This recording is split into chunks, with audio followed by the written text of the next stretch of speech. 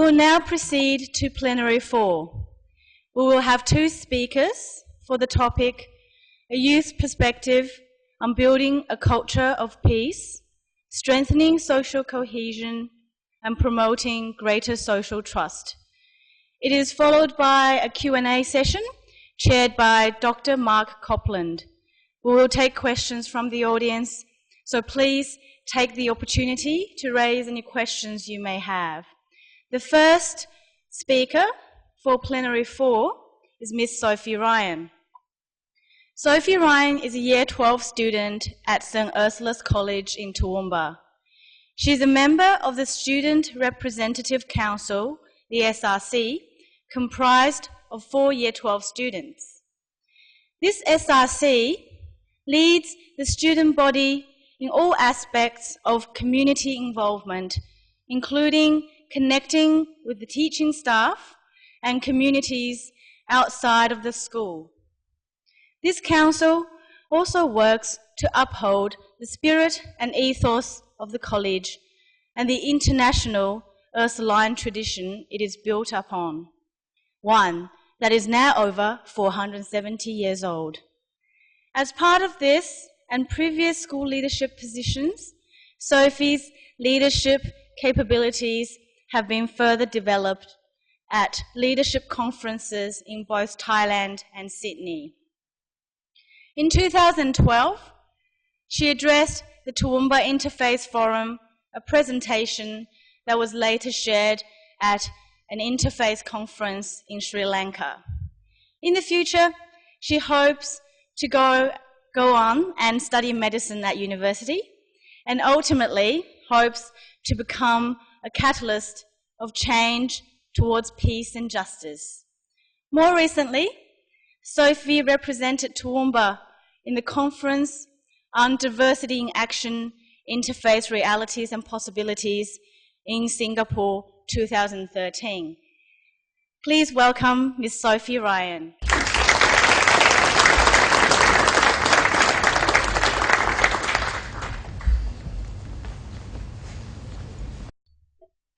A culture of peace, a community of social cohesion, a society built upon trust. Ask yourself, do these words describe Toowoomba? Are they true of Queensland, and are they true of Australia? My name is Sophie, and I'm currently in my final year at St. Ursula's. And I believe that each and every individual in front of me, everyone in front of me is a building block in our journey towards creating a society of peace, cohesion and trust. To me, this entire concept of peace can be deconstructed into a process that I believe Mother Teresa has outlined to us in one of her most well-known quotes. The fruit of silence is prayer. The fruit of prayer is love. The fruit of love is service, and the fruit of service is peace. And so today, I'm going to reflect on the meaning of this quote. Silence, prayer, love, service, peace. This is the process. I believe that peace is the product of these steps. Each part is like a link in a chain. Without one, the entire chain falls apart. Reflecting on different conflicts our world has suffered, is not each one the result of a missing link in the chain? When our world encounters conflict, is it not because love is missing, or maybe service is the missing link? Even taking silence from this chain leads to conflict and separation. Peace relies on this chain, relies on each and every step, and without one, there simply cannot be peace or harmony. It's such a simple idea, but that doesn't mean it's a small one. Silence, to me, is the aftermath of sight. It is the reflection that follows. To be silent and to reflect is the result of seeing something, and it is the result of experiencing something new. In order to develop insight and to find clarity and understanding, we must develop reflective practices, which call for an appreciation of silence. Like everyone else here today, my ideologies of life are based entirely on my own experiences. My entire current perception of this world is a result of what I've already seen.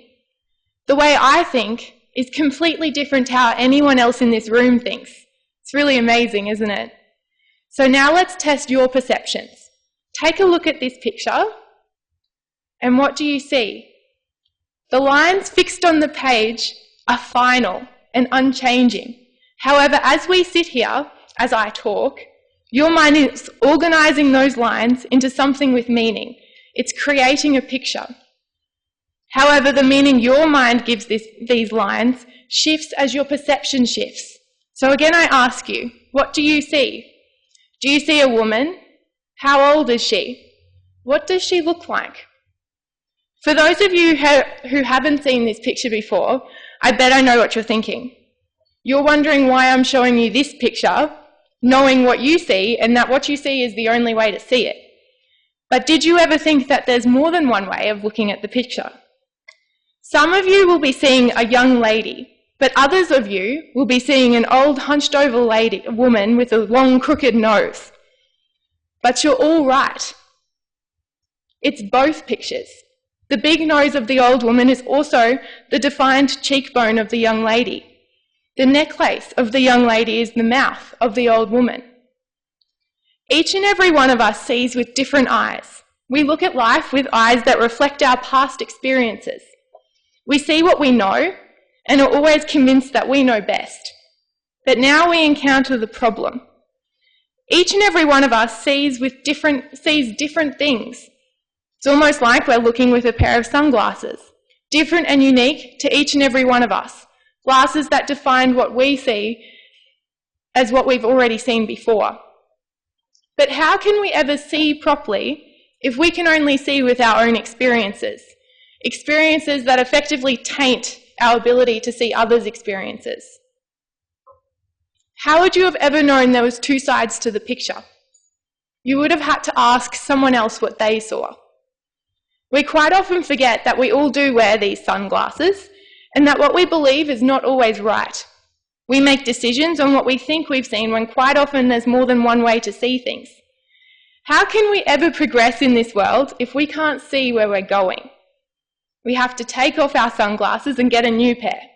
We have to enter into dialogue about these new experiences. We have to learn to ask what other people see in that picture. To encourage peace, we have to first encourage dialogue. We have to encourage the sharing of our sunglasses and allow one another to actually understand and to see. Most people believe that this concept should replace the silence, the reflection step in my process. It's a blanket statement, but one I believe to be true, to say that most young people today believe reflection isn't important, that it takes up too much time that could be used to take action and to do something. But I think this is a mistake. The problem, I believe, is not just in the seeing, it is the fact that we don't know what to do with what we've seen, with the new information we've gained, because we don't want to waste the time in reflecting on it. But we need this reflection time. Without silence, without reflection, we can't find out who we really are, and then our chain falls apart. A way that I like to clarify this idea to myself is that as a 17-year-old girl, I spend a lot of time with my friends. I spend 8 hours a day at school, and then quite often I'll be talking to them after school, and then once I get home, I'll be texting them, emailing them, on Facebook, talking to them. Where in this day do I have the time to reflect and remember who I am? How do I stop myself from being overrun with their values and beliefs? I have to reflect. I have to find the time to shut myself off from them, to reflect on my day and its events, to remember who I am so that tomorrow I can go into the world fresh, wiser and ready to see. We encounter so many pulls in our modern world that it is like being in a sailboat, having to contend with ever-changing directions of the wind. From a gentle breeze to a gale-force wind, the tides are constantly changing. In order to conquer these conditions and to sail our boat smoothly, we need two qualities. A, the expertise in how to handle our boat throughout the chaos, and B, the courage to set sail in such weather. Silence and reflection allows us to refine our expertise in sailing our boat. and prayer allows us to find the courage.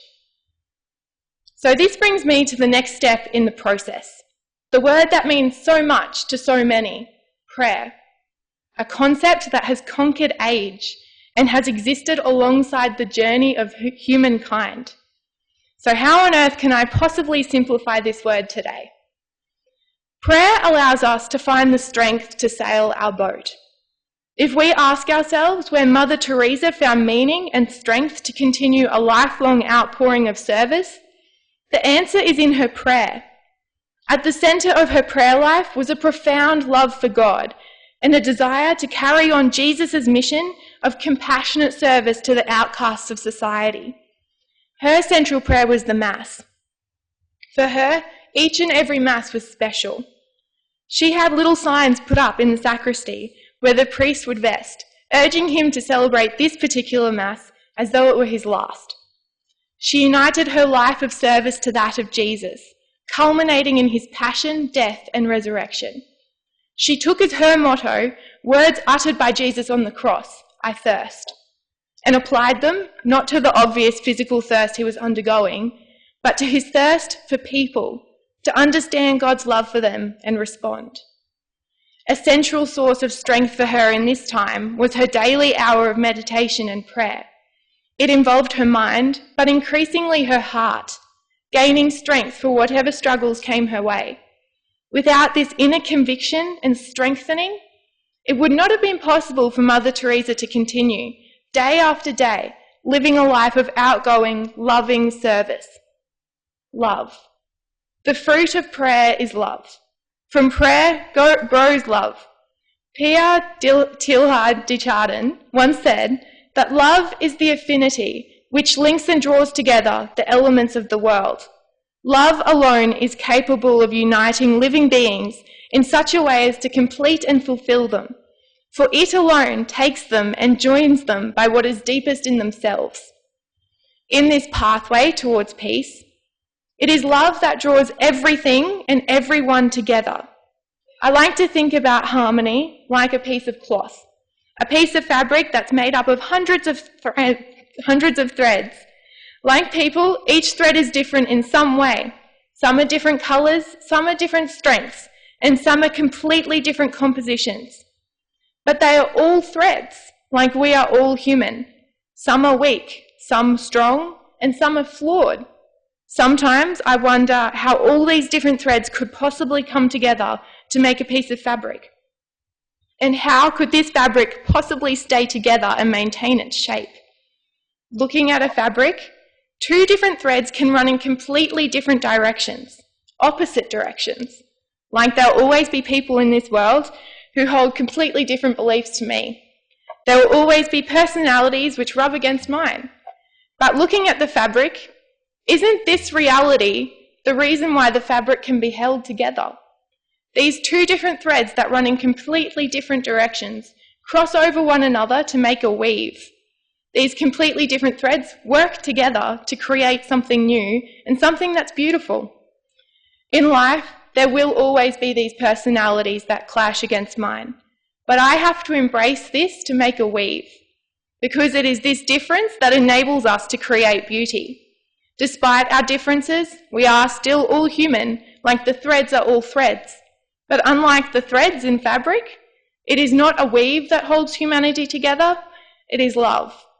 Love is our weave, the basic human emotion that we all have, no matter what kind of thread we are. Love is the ability to link and draw together our minds and our hearts. Service. From love, from linking and uniting our minds and hearts, grows service. Service is the living out of love.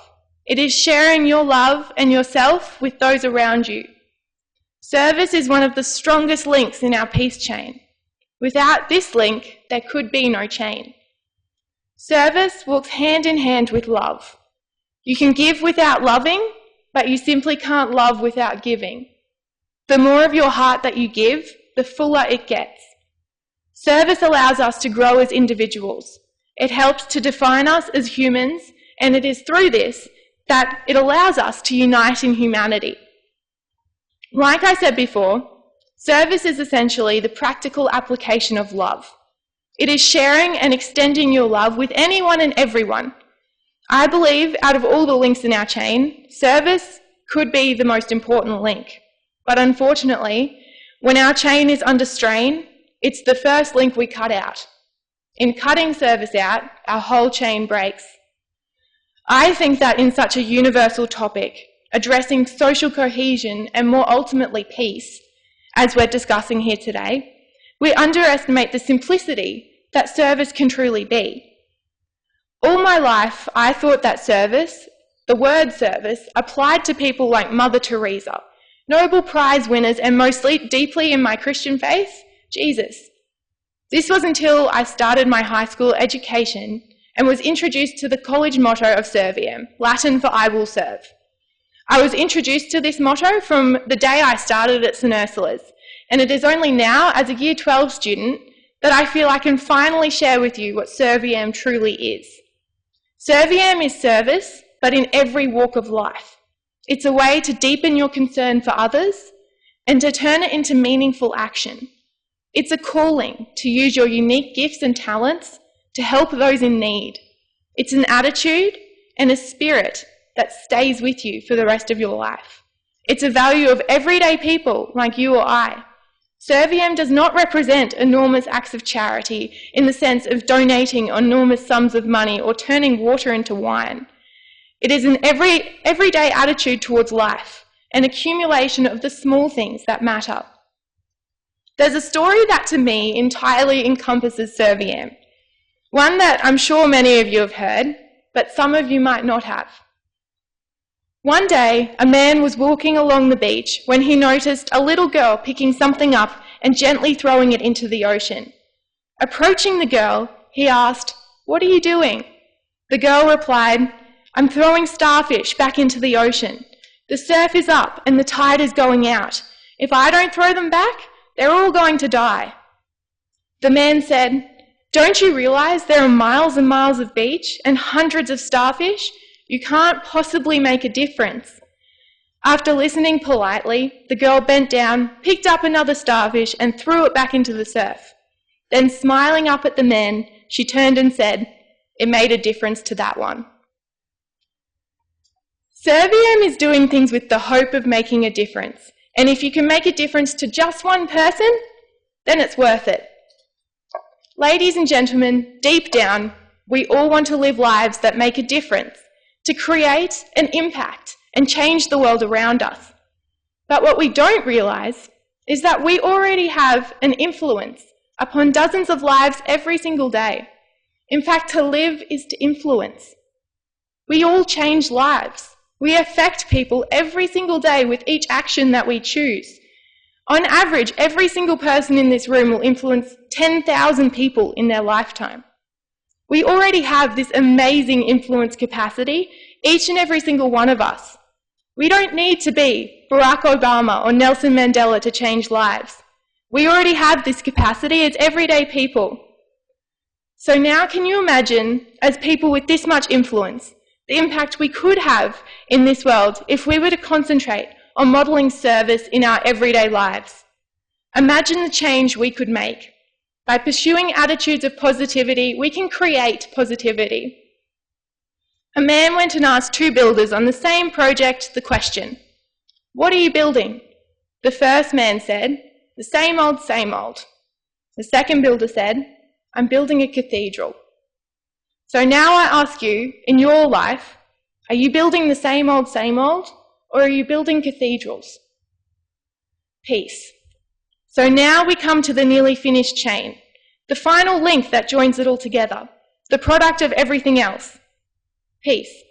Instead of talking about global peace, let's talk about personal peace on a global level. Let's get people talking about Mother Teresa's process. I believe that the first step in creating a society of peace is to start with ourselves, to follow the process, to collectively work towards a more cohesive society. There's an old Irish saying of "throw your hat over the wall," derived from the situation when you have to climb a wall and so your hat doesn't fall off, you have to throw it to the other side. But the thing is, once you throw your hat over that wall, You have to climb the wall to go and get it. You have to commit yourself to getting your hat back. By embracing this forum here today, we've all thrown our hats over the wall. We've thrown our hats over the wall to creating a future of promise, to the movement towards peace and harmony. So now we have to climb the wall and get our hats back. I'm going to leave you with another P.R. Tilhard de Charlin quote this morning. Someday, after mastering the winds, the waves, the tides and gravity, we shall harness for God the energies of love, and then for a second time in the history of the world, we'll have discovered fire. Thank you.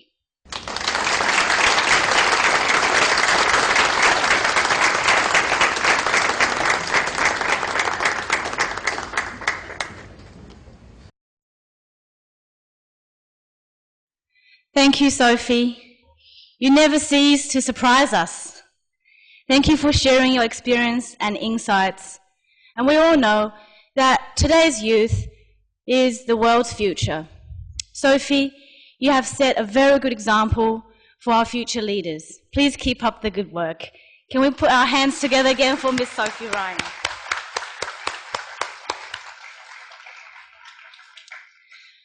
Our next speaker is Mr. Mark Cecil. Mr. Cecil is the President of Future Leaders of Toowoomba Chamber of Commerce. Mark grew up in the Gold Coast hinterland and moved up to Toowoomba over 8 years ago through his employer at the time. He is currently the Wealth Protection Manager with Don Bush Partners, a local stockbroking and financial planning firm. Mark is also the current President of Future Leaders, an initiative of the Toowoomba Chamber of Commerce and Industry. Future Leaders are a group of professionals aged from 18 to 35 that regularly host personal and professional development events in Toowoomba in conjunction with local businesses. Mark and the Future Leaders Committee are passionate about the next generation of professionals in Toowoomba, and in particular, maintaining and retaining the city's talent. And he will speak to us today from his perspective. Let's welcome Mr. Mark Cecil.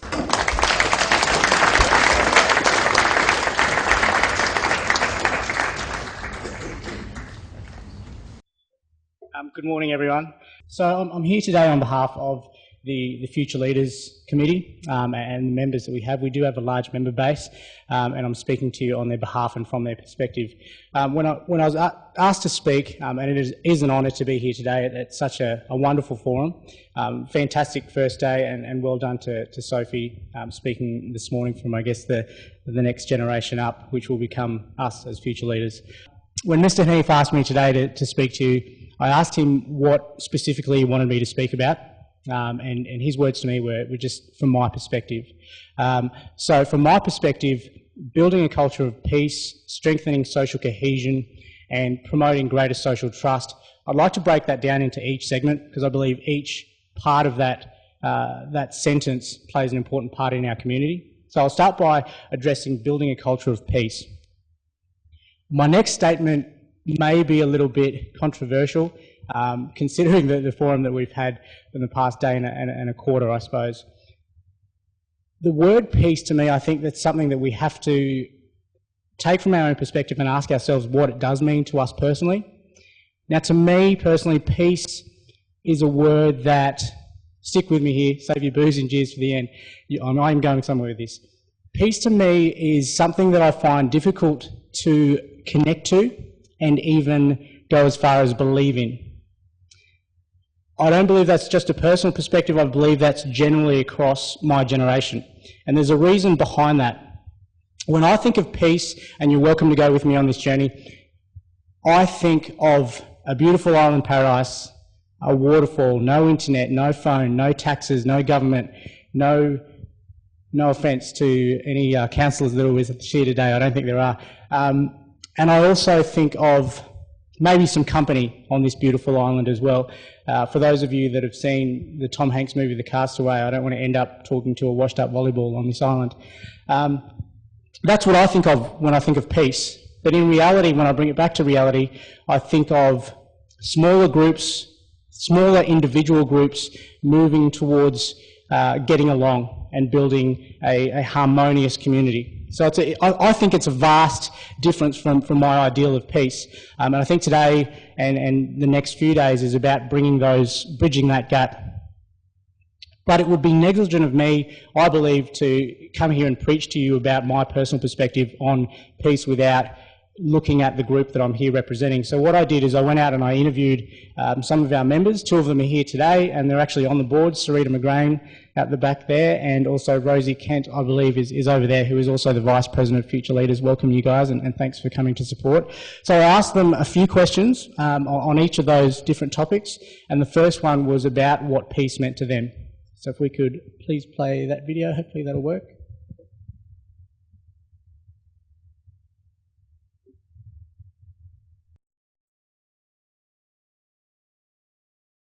Peace, to me, it's kind of a word that I feel like I can't really connect with on a holistic level. So when I think about peace, I think more from an individual-centric perspective. So inner peace of a person, if that makes sense. So, you know, what is my inner peace level? Am I at peace with my life, with my choices, with the people around me? And I kind of don't necessarily associate the word peace with, you know, world peace, and when I think of it in that context, I think it's a little bit utopian. So I think of like a utopian society where everybody loves each other and, you know, everybody's holding hands and singing songs, and unfortunately we haven't been socialised to think that that's normal, or that that's a reality that we can actually perceive happening in our lives.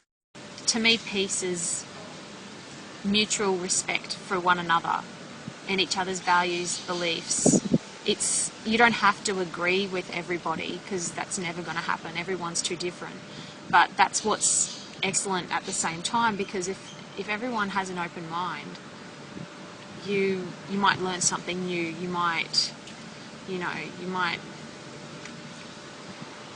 meet someone new. You might end up getting involved in something you never thought you would be involved in, and that's what then builds the community. It brings everybody together. Peace to me means people working together in towards the goal, I guess, and everyone cooperating together and everyone getting along. That's sort of what peace means to me. Everyone sort of making a few sacrifices and whatnot to get other people to, you know, come together as one, and yeah, all working towards a common goal. That's peace for me. I guess a place without conflict, where people are working towards their own prosperity and longevity within their community. Okay, so you've seen the next question that I'm about to ask them, and I'll get to that. But the major outtake that I took from the people that I spoke to was that peace to them was the community getting along. And to me, that's not peace, it's acceptance. It's accepting that there are different cultures, different beliefs, and at times accepting that there are going to be conflict.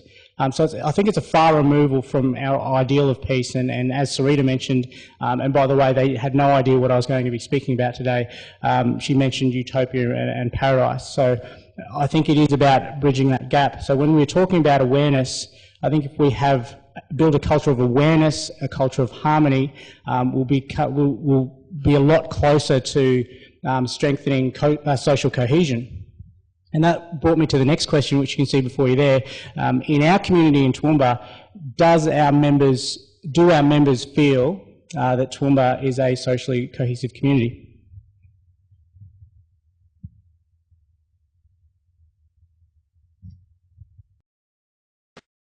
Toowoomba, probably on the outset, superficially, certainly we definitely look like a multicultural society.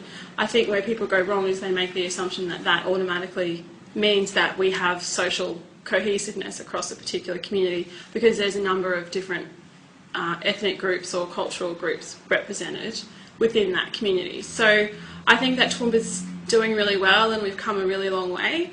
But, you know, like a number of communities, not just across Australia, but, you know, globally, we've still got a really long way to go. And I can see a lot of initiatives and certainly a lot of people in Toowoomba who are committed to making that happen. So that's really encouraging. So I think we're definitely on our way to becoming more socially cohesive. Absolutely. That's actually one of the things I love about Toowoomba the most. And I think it's more so to do with the fact that we're big enough to be able to make a difference here as a group. There's enough people to get together and pull their weight and cause some voice and noise and get it heard by, you know, whoever. But we're not too big where you feel you get lost here. Yeah, I believe Toowoomba is socially cohesive. Obviously, there's a few outer groups and that sort of thing, but I think as a general whole that Toowoomba is socially cohesive. A lot of good things get done around the community and whatnot, and the different charitable organisations and things like that, and I think that really stands out in this community. So especially around the flood time, especially last year and stuff like that, I thought the community all chipped in and really helped out those in need, so I thought that was a major shining point in the social cohesiveness. I do believe Toowoomba is a socially cohesive community. I've certainly seen that in a lot of different aspects of my life, not just personally but professionally as well. People actually care about each other and make ethical decisions and you know, seek to assist each other, not just in times of need, but you know, in good times as well. You look at the success of some of our local events, like the Carnival of Flowers, for instance, and things like Easter Fest that are something that brings a lot of people to the community, and the community seeks to accommodate them and show them what Toowoomba's all about. That's the final question there that I'll get to in a moment as well. I tend to agree in general with the group that I asked there. I tend to believe that, generally speaking, Toowoomba is a socially cohesive community. I think it was, for those that here yesterday, you would have heard that the councillors did steal my next bit of material, but they expressed the forum that was done by the Suncorp Bank, whereby earlier this year in January they found that, well, they ranked Toowoomba as the number 3 family-friendly city in the country, which is a fantastic effort, number 1 in the state, in fact. So I think that's a wonderful effort and goes to show that we're a long way to being a socially cohesive community. That, by the way, was based on housing affordability, health services, health and education services, and income as well. So, and when you look at the cities that are above us in nationwide, number 2 was actually Canberra, and we know what's been happening there the past day and a bit. So when you're talking about harmony, we could easily jump up to number 2 on that scale. When you look at number 1 was actually Launceston. Is there anyone from Tasmania in this room? Hopefully I'm not offending anyone. There are, okay, so I won't say that.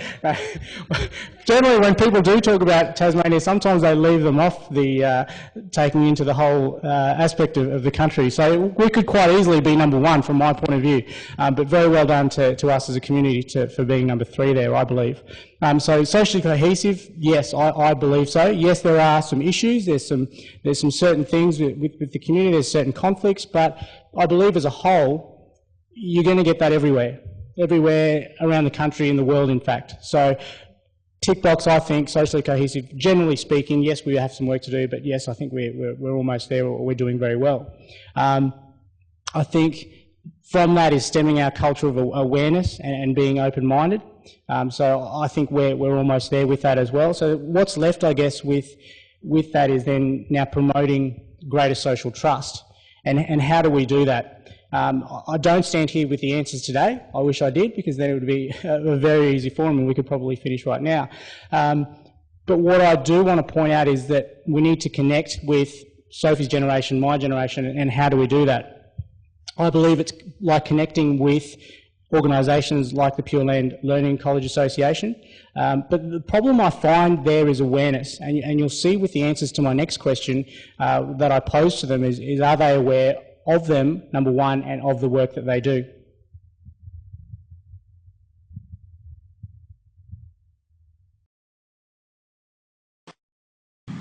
I haven't heard of the Pure Land Learning College. I hadn't prior to my friend mentioning it to me, and I'd really like to learn more about what they do, and I'm very intrigued and very interested. So particularly if they're talking about, you know, some of these great concepts like community and peace in the community and social cohesiveness, I'd really like to see some of their initiatives and ideas for those particular concepts in Toowoomba, and certainly see where I can contribute to that. I have heard of it. I definitely have heard of it. I see the name pop up everywhere, and I know they've had some, they've worked with the university, but I'm not particularly fully understand what they're involved in. But I'd absolutely love to know. To be honest, no, I haven't. But after hearing you say their name and whatnot, I wouldn't mind learning who they are and what they have to do to the community, because obviously the more people that are doing good for the community and good for everyone around is the better. So I'd really be interested in finding out about them.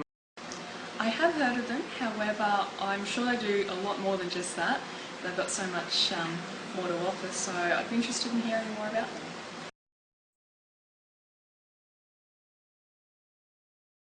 Thank you. That's the end of the questions that I posed to the members. So what I get from that last question is that we have this wonderful message and this wonderful organisation like Pure Land that put on forums such as this, but there's a disconnect with my generation and not knowing, fully understanding what they're about or what they're offering.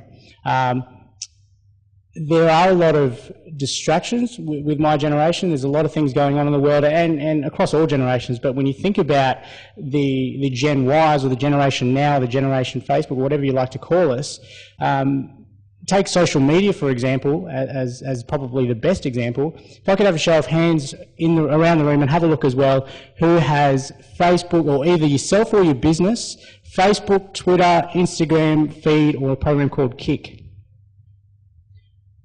Most people around here, and that's just me personally. I have all of those on my phone, not to mention Tumblr, Pinterest, Flare, Blender, the list goes on and on and on. So the point I make there is it's becoming increasingly difficult to get a message across to our generation and retain attention and really push that message across with any conviction. Again, I don't come here with the answers today, but my conviction behind it is that we need to broaden our focus. And to illustrate that, I'd like to perform a little exercise and get some of your involvement if possible. If we could have a look around the room at the moment, and I want you to look for someone, and these people are wishing that they wore white today, but look for someone that's wearing either red or a pink, and I want you to look at that person and focus for that person for a good 10 seconds. Can we all do that? Everyone found someone? Red or pink? 10 seconds. Have a good look. Focus on that person. All right, now close your eyes. Everyone close their eyes. Now think about how many green shirts you saw. Exactly, to St. Patrick's Day you would have seen a lot. My point is that we need to widen our focus, open our minds, broaden our horizons when we are talking to our generation, and think about different ways that we can connect with us. As I said, I don't have the answers, I wish I did, but it's about connecting with us and connecting with a group like the Pure Land Learning College. I'd like to leave you with a saying, and a wise man once said, or a very wise young man once said, it's better to give than to receive. That was me here today. But in all seriousness, we've heard that a number of different times from different people. My dad said it, his dad said it to him, his dad said it to his dad, and I could go on all day.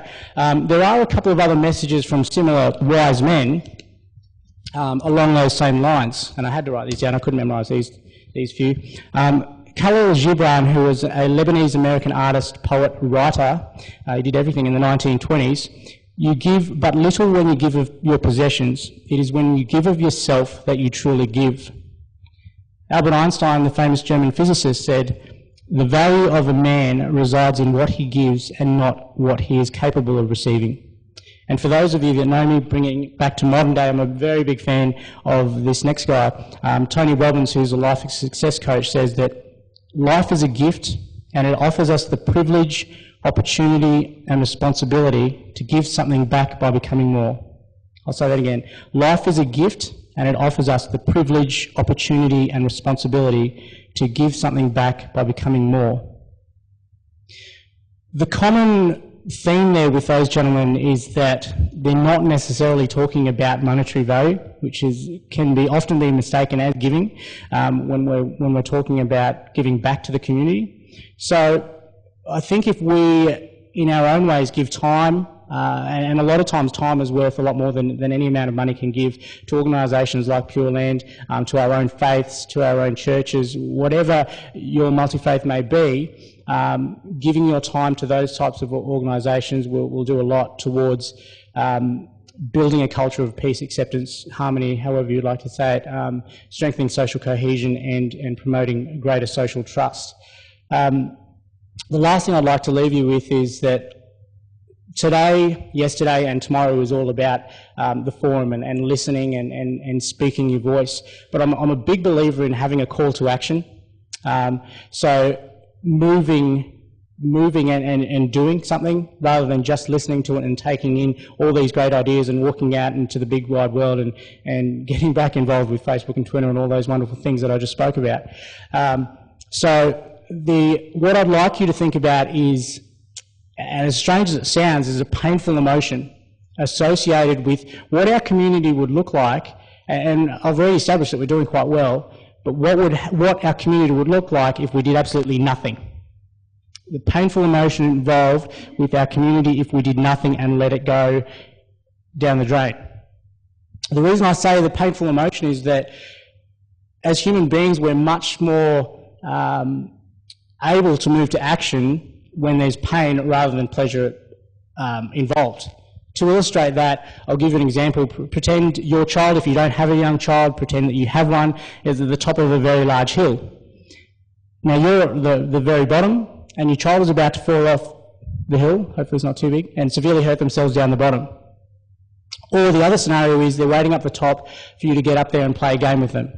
Now which scenario is going to make you get to the top of that hill quicker?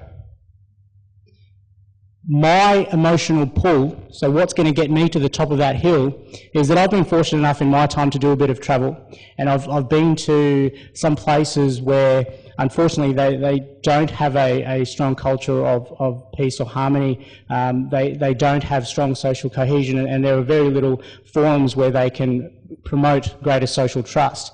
So to me, bringing it back to Toowoomba that's not a place where I'd like my family, let alone myself, to live in or grow up in.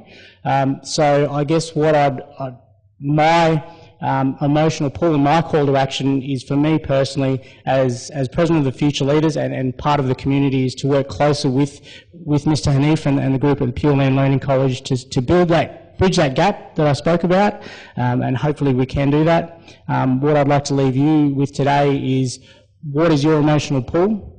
And what will your call to action be? Thank you.